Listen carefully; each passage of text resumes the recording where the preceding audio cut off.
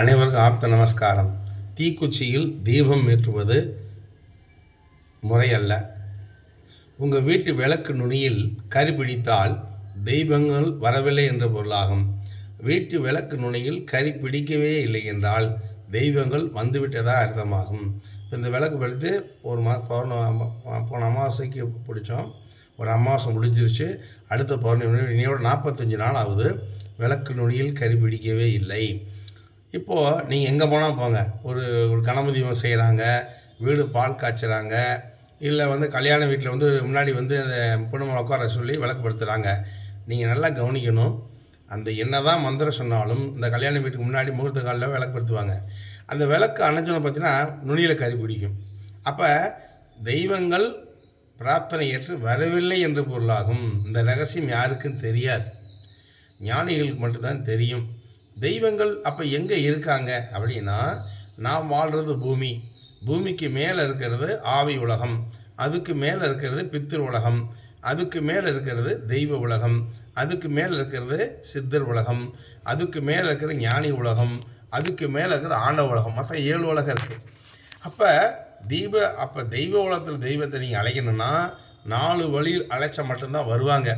அதில் ஒரு வழியில் நீங்கள் அழைச்சி நீங்கள் பூஜை பண்ணிங்கன்னா தெய்வங்கள் உங்களை பிரார்த்தனை ஏற்று வருவார்கள்.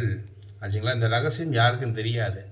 தெய்வ வழிபாடுன்னு என்ன, இறை வழிபாடுன்னு என்னன்னா, இறை வழிபாடு இறைவன் நாத வடிவானவன், ஒளி வடிவானவன். ஆச்சுங்களா? தெய்வ வழிபாடு என்பது உலக வாழ்க்கைக்கு தேவையான சுபபோகங்களை கொடுக்கக்கூடியது. அவ்வளோதான். ஆச்சா? உங்களுக்கு என்ன தேவையோ கொடுக்கும், சுகங்களை கேட்கணும்.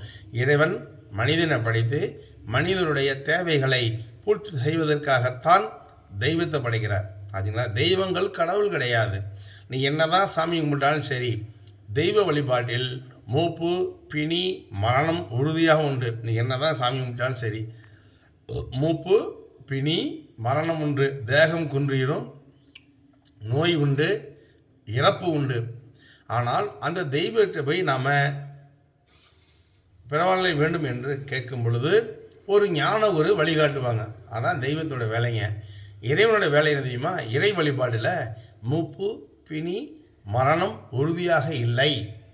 நம்முடைய இறைசக்தி மையத்தில்